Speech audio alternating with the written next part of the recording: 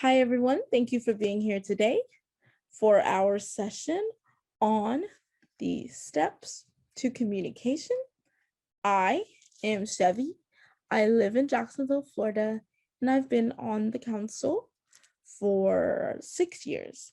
I'm going to allow my fellow council members to introduce themselves, and then we'll get started. Hello, everyone. I'm JJ. I live in Florida, and I've been on the council for about a year.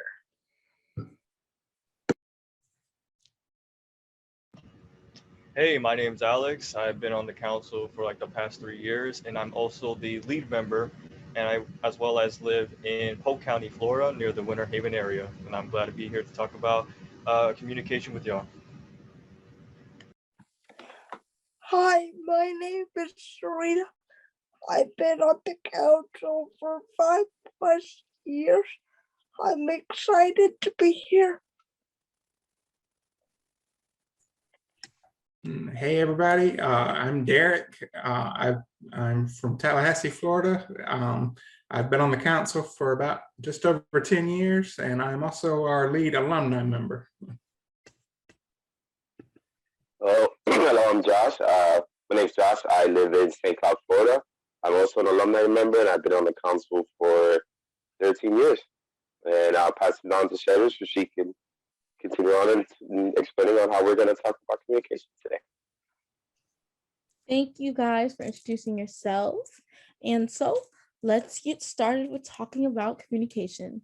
So the first part about communication is, what is it exactly?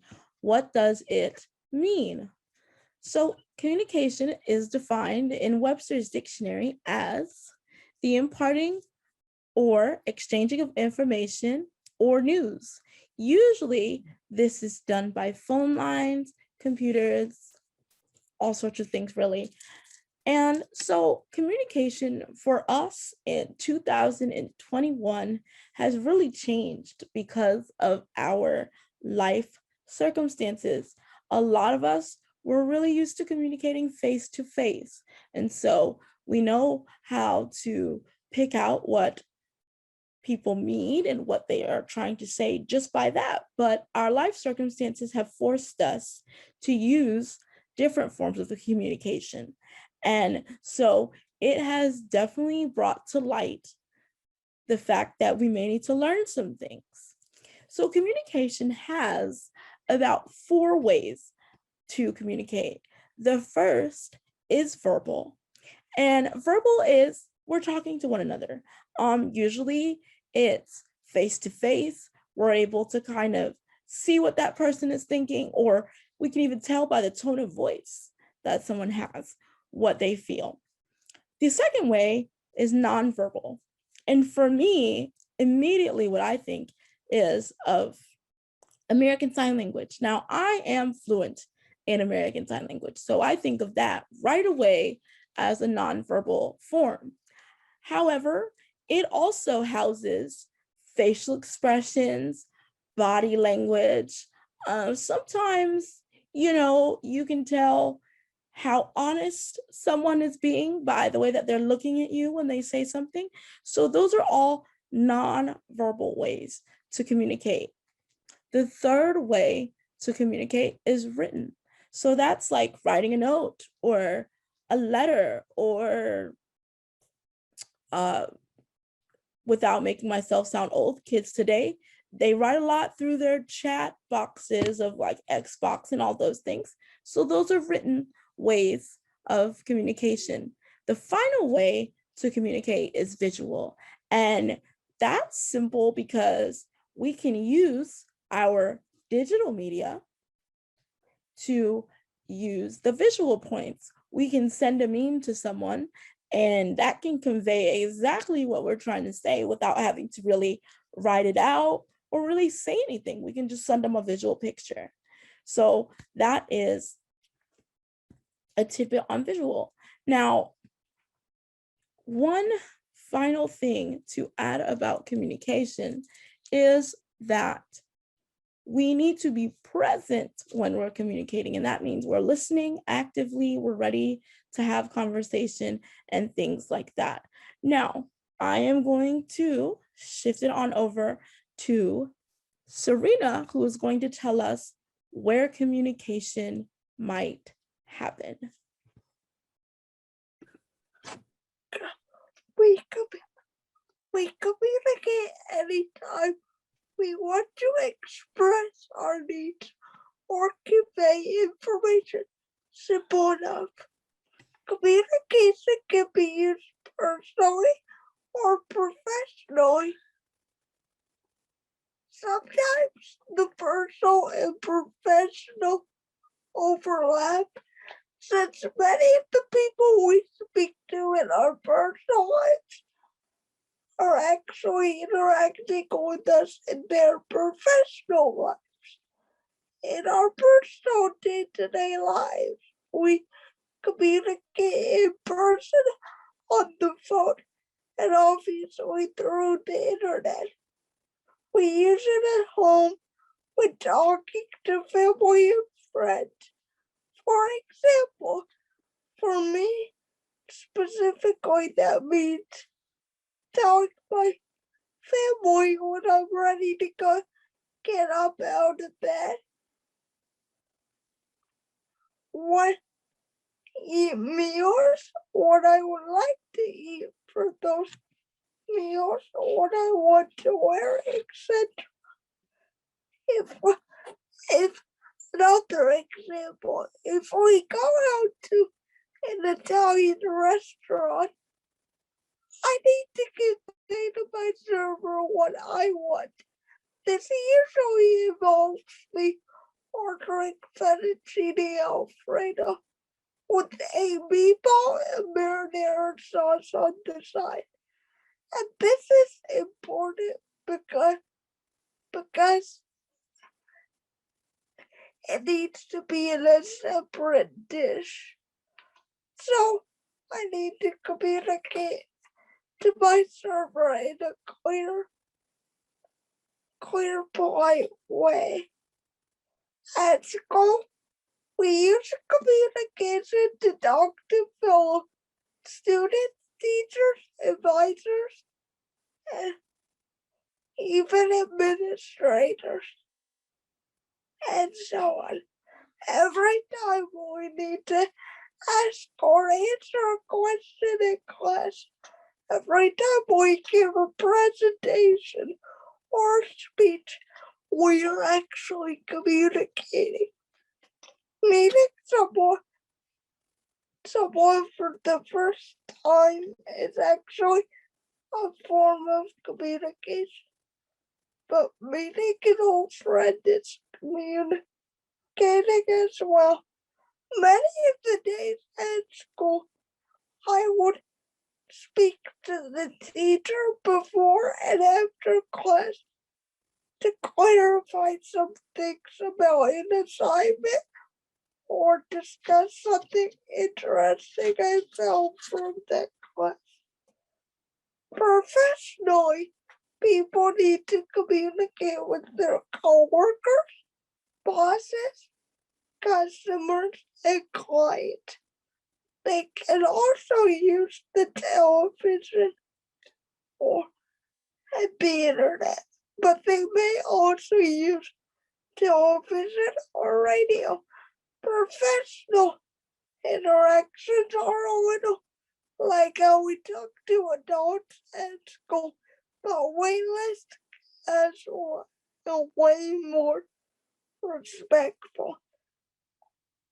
For example, at the doctor's office, doctors must treat his patients, nurses, and office staff with respect.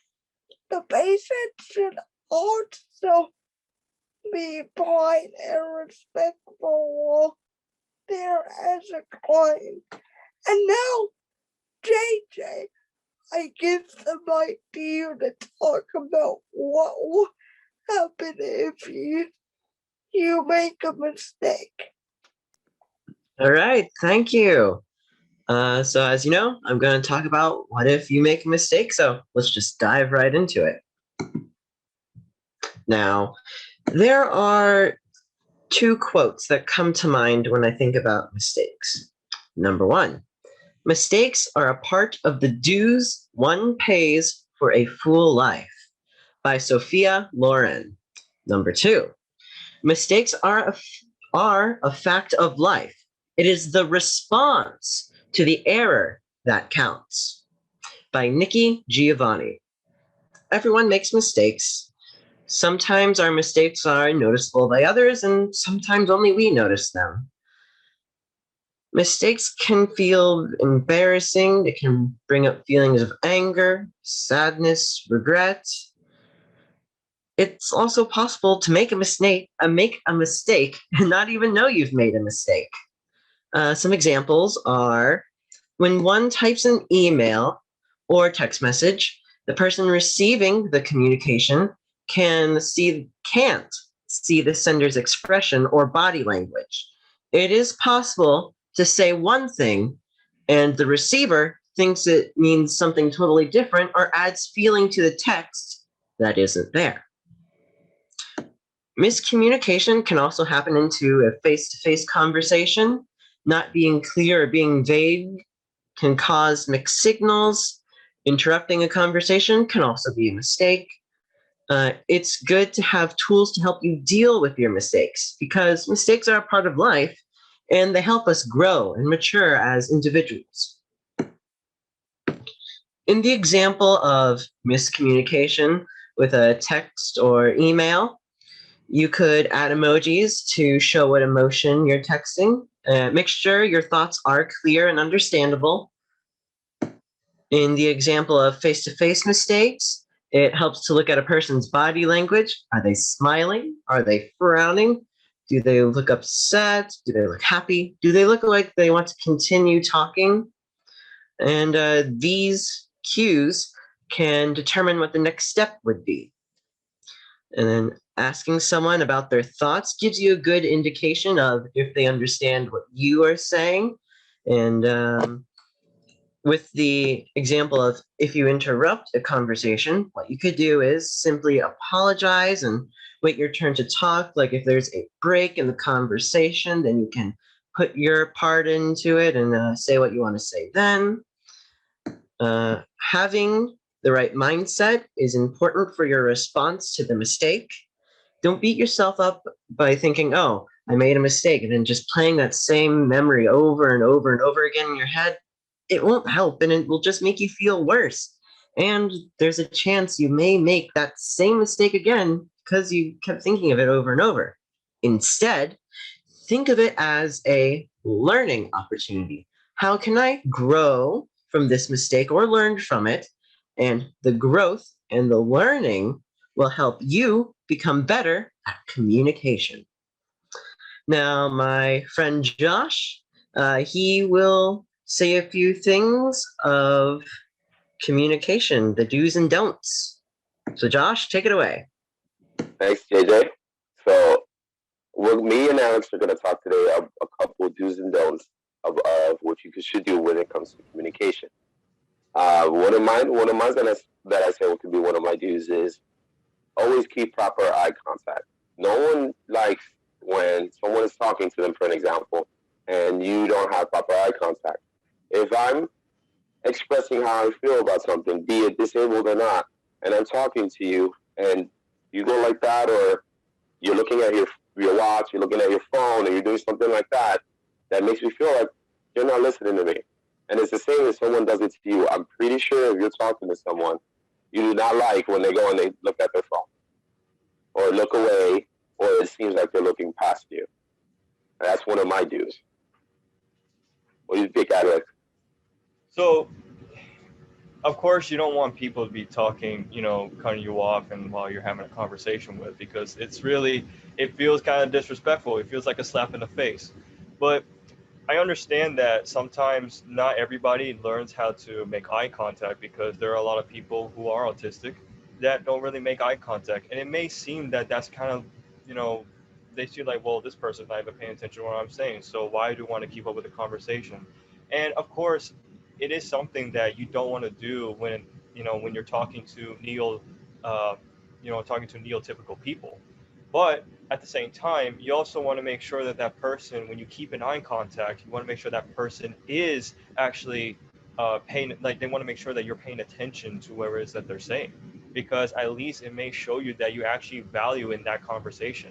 And of course, you don't want to have be on your phone all day or the entire time when you're on a date or you're hanging out with friends, because technically they're going to see that you're bored, and they're going to look at that possibility like you really don't want to be there. So the don't is that don't cut, first of all, don't cut somebody off when they're in conversation, and don't try to ignore people when they're actually talking to you. And so that make sure that you work on those things, so that way people can actually feel like they're have sense of value of valuing their time. Another example, another thing I can use is always be clear with your words as another thing that's a good step as a do for communication. There's nothing more confusing and more frustrating than when you want something to be done and you don't know how to express what your needs are. And you react to the situation wrong because you didn't use the right words to express the things that you need to make the situation go better for you. Always understand that what you say and how you present yourself is how people are going to take the information that you're giving them. It's one of the biggest dues in communicating is always know what you're going to say before you say it, and always know that it's going to affect not always what you say and how you say it. It will affect how you say it as well. Hence my confusion with communicating right now. What do you think with that, Alex? Well, one thing's for sure. Of course, you got to make sure you prepare yourself when you're trying to present in front of people, of course, because then if you're not prepared, then unfortunately you're going to get stuck, and then it's going to mess up. No matter if you're presenting in front of a class, if you're presenting in front of a board meeting, you don't want to look really sloppy when it comes to presenting yourself, because you're not just also like maybe talking about, you know, yourself or representing yourself, you're representing an organization like we are. We're representing an organization. So the key factor is of what you don't want to do is that you also don't want to make stuff up. You don't want to lie to people. You don't want to, cheat them out of something that you express, that you want to take on initiative. And especially when you get caught in a lie in a conversation, people may not notice it. Maybe some do, not on the actual time itself, or maybe in that time frame, or maybe they could call you right in the act. But sooner or later, you're going to get caught in that type of situation. You're going to get caught in a lie. So you don't want to, you know, talk to people and then try to make stuff up and try to, come up with some sort of idea that maybe you don't want to follow through, because it makes you look like a hypocrite. So please don't do that. Going a lot on what Alex said as well, one of the things he said in the previous thing was about being presentable. One of the main things of communicating is how you present yourself. It's not always what you say too, because you can come into a situation where, for example, presentation is key. Let's say you want to ask this girl out, guy or girl, on a date. Presentation is key in that, isn't it? How you look, what you say, how you approach the situation is all about communication and the end result that you're trying to get.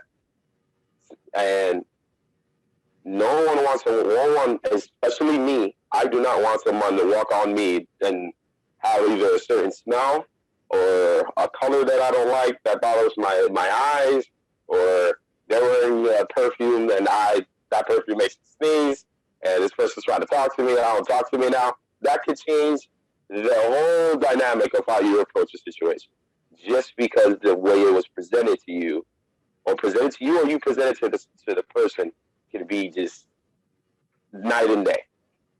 What do you think of that, Alex? Well, I want to add on to what you said. I mean, presentation is key, right? If there's somebody that you want to impress, or even if it maybe not be someone that you like, maybe you actually wanted to introduce yourself to maybe a group of people that you wanted to have that in your mind. You were thinking that, okay, I got this. I know what to say. I know what are the right words to say. But then you kind of messed up. I understand that getting to introduce yourself to people is going to be challenging. It is, because possibility if you're someone who's probably have, let's say you're an outsider and you're trying to pretty much, let's say you're going off to college, and you spend the last 4 years of your high school like hanging out with the same people, you know and doing the things that you want to do, and then by the time you get into college, you feel like an outsider. You kind of feel a bit more introverted, and you're a little bit scared. But at the same time, you also don't want to, like, make this, how can I say this to you, like this flamboyant introduction, like try to go and like, um, not say yell at people, but don't try to over exaggerate your introduction. You understand what I'm saying? So one of the biggest don'ts that you don't want to do with people is that don't fight fire with fire. What I mean is that just don't be rude to somebody. Of course, especially even if they're rude back to you, be more professional. Try to, keep a calm matter, and try not to let that type of negativity impact you, because that's just a little temporary thing. And so I know that possibility, if some of us who have worked in retail, or maybe in another job, and we had dealt with, rude customers. And of course, the first thing you don't want to do is you don't want to disrespect your customers, because if you do that, you're going to get fired. So make sure that you got to keep that composure, and also just be nice to people. You know, I understand it's not an easy thing, because we live in a world where there's a lot of people that are very rude, and they're very nasty. But at the end of the day, you just got to focus on you, and just make sure that you go ahead and be nice to people. And of course, before I send it over to Josh real quick, like, for an example, if you're holding the door to somebody and they pretty much don't say thank you, don't chase after them. Okay, don't just like, like flick them off or whatever, because if people don't want to if people don't want to say thank you, then okay, that's fine. But at least you did your due diligence and your deed to actually be nice to people. you know I mean, for me, I'm come from Philadelphia, so pretty much if someone doesn't say thank you, I still say you're welcome. So it doesn't matter. All right, thanks, Alex. So yeah, that's one of the biggest keys we have for the do's and don'ts of communication. Uh, I'm going to go pass it on to Derek so he can give his points as well, and his points of views on how communication can be better, and going on with the other things we said. Okay, so I introduce you with leave you with Derek. All right, thank you, Josh. Good job, guys. Now I'm going to talk about some general things about how to be how to have successful communication. So, being able to communicate successfully is an essential skill, whether it's in our business life or personal relationship. Effective or successful communication is the key to our success. And I'm just going to talk about a few different points. First of all, listening is important to success. One of the most important aspects of effective communication is being able to be a good listener. People do not like communicating with others who are only interested in telling you what they want to tell you and don't listen to what you have to say. Successful communication requires active listening, so practice active listening until it becomes second nature to you. So what is active listening, do you ask? Active listening involves hearing and understanding what a person is saying to you.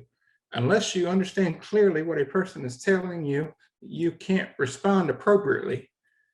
Gain clarification by asking questions or rephrase what you're being told so that you fully understand the message that's being conveyed to you.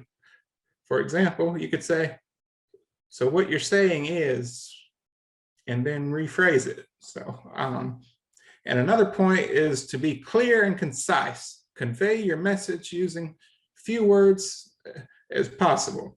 Whether in person, via the telephone, or email, convey your message clearly, concise, and direct. If you are excessive with your words, the listener will either lose focus or just be unsure as to what it is you want. Before speaking, give some thought as to the message you want to convey. This will prevent you from rambling on and causing confusion. Next, another way to be successful communicating is always have an open mind. Being an effective communicator requires that every conversation is approached with a flexible, open mind. This isn't always easy to achieve, but it is very important to communicate successfully. Always engage in active listening and be sure to demonstrate empathy by acknowledging you understand what the other person's point of view is. Adopting this approach will always ensure honest, productive, successful communication. And next, we should always give and receive feedback.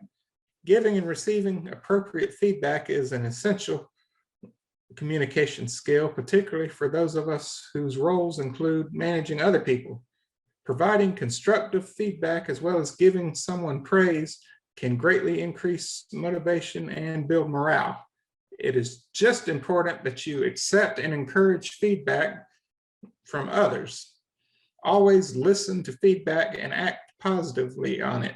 If you're unsure about any aspect of the feedback, simply ask a question to gain clarification from the other person. And there's several other tips I could give you, but I'm going to wrap up with this one. You should always consider the best medium for the job. The final item is knowing what the best form of communication is to use in whatever situation you may be in. Being mindful of using the best form will result in your response being a positive one. Consider things such as who it is you're trying to communicate with, how important the topic is, and how busy that person might be. For example, asking your boss for a raise is never going to be taken seriously if you do it by text. So consider what's appropriate.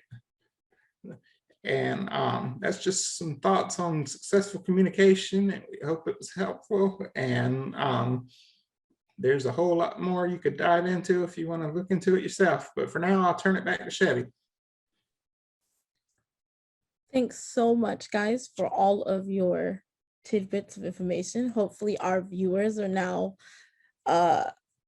complete successful users of communication. Good communication anyways. So we have about 5-10 minutes to spare. So if any of you would like to share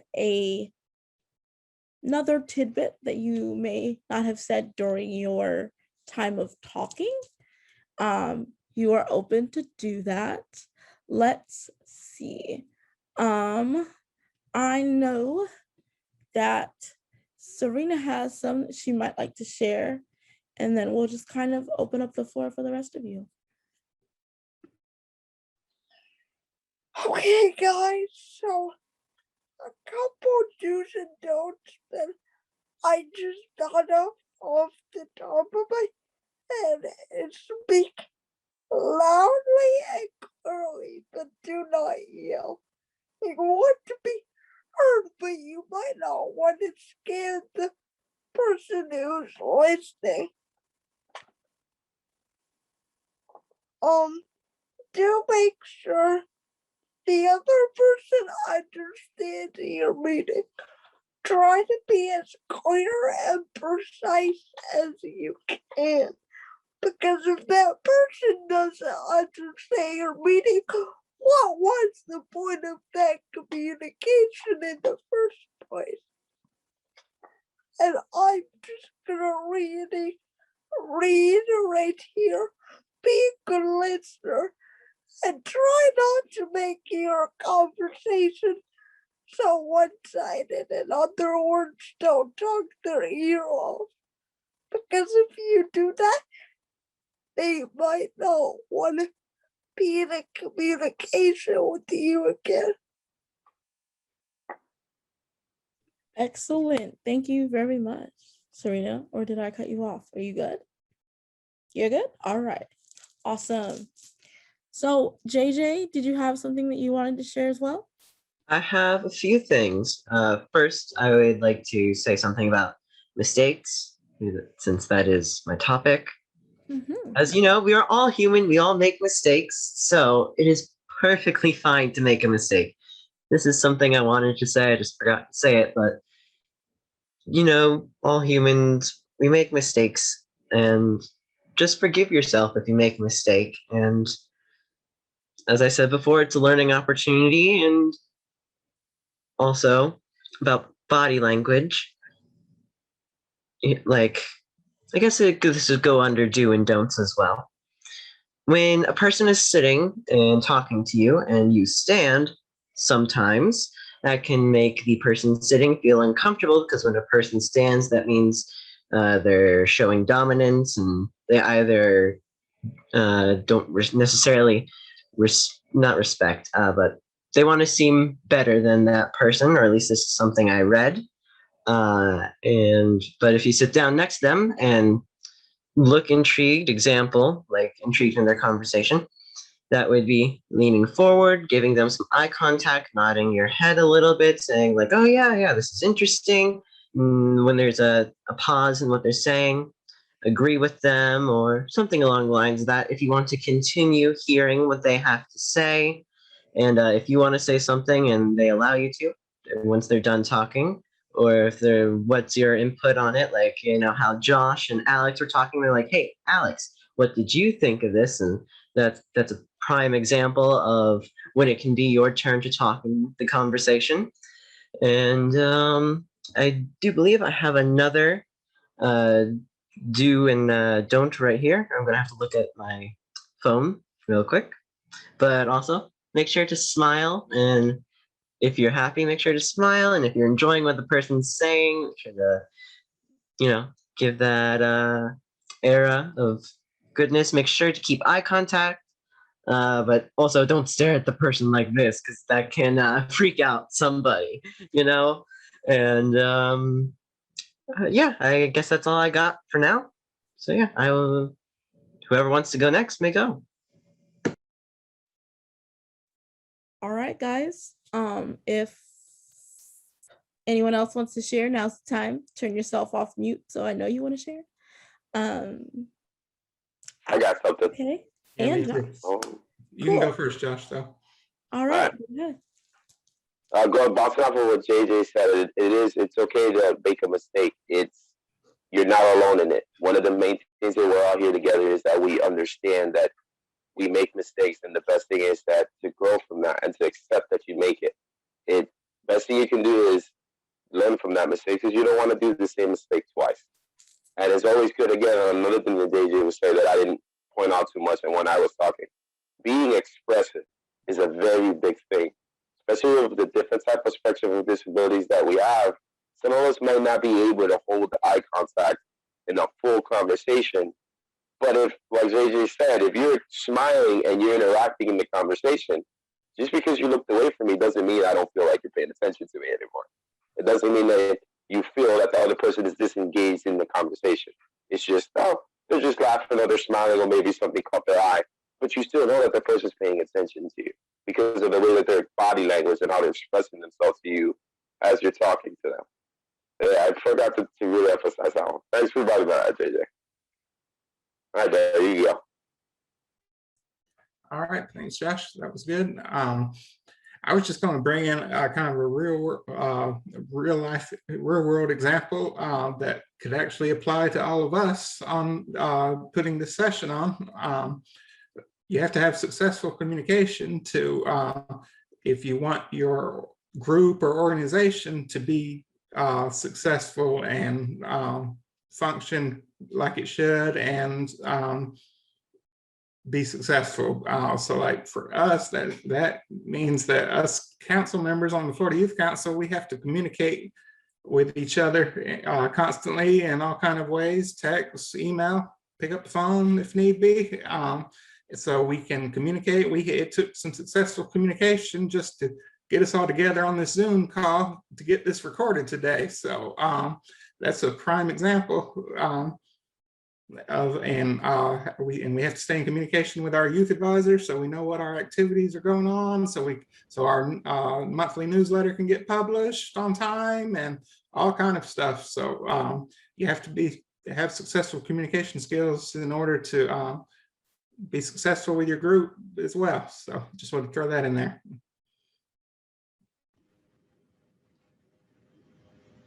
And I want to bounce off to what JJ and what Josh and Derek were adding on. What's really also important for communication? Doing a job interview.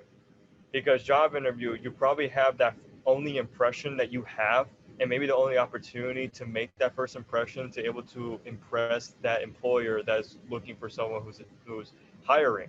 And so if you kind of don't do those things like making eye contact and try to explain yourself, like what are your skills are, what can you able to do to able to apply to what our job is, like whatever job that you're looking for, apply to whatever it is that we're able to work on when you're doing an assignment. If you can't be able to do those things, you're probably not going to be able to get hired. And so I understand that that's something for some people that it can be quite overwhelming to go and maybe to talk, not say just talking to somebody, but trying to have that basic um, I know the word has been used a lot in this presentation, but communication, of course. But you also need to make sure that what type of process that you want to continue on, if you want to be, going out there and tackling on the real world. Because the thing is that not everybody is going to be, living with their parents, forever. You have to make sure that what you're able going to do to be able to get uh, to able to go out and try to at least find a job, or find an organization that you thinking about wanting to advocate for. The simple things that we kind of forget can also hurt us, and so we have to remind ourselves that it's okay to try to uh, go, not say go outside the box, but it's okay to get outside of our comfort zone for one. Because for all of us, if you're especially if you're a person that's introverted, I know how scary that can be if to able to talk to people out there, and probably since if you're not used to uh, being with a group of people, I know that's going to be overwhelming. But sometimes it just takes that one step to get there to get what you want to be at. So it's a personal process, because what that personal process does, it builds bridges for people. It also gives you to express your thoughts. It also helps you want to um, motivate other people, and also try to use your emotions through your words.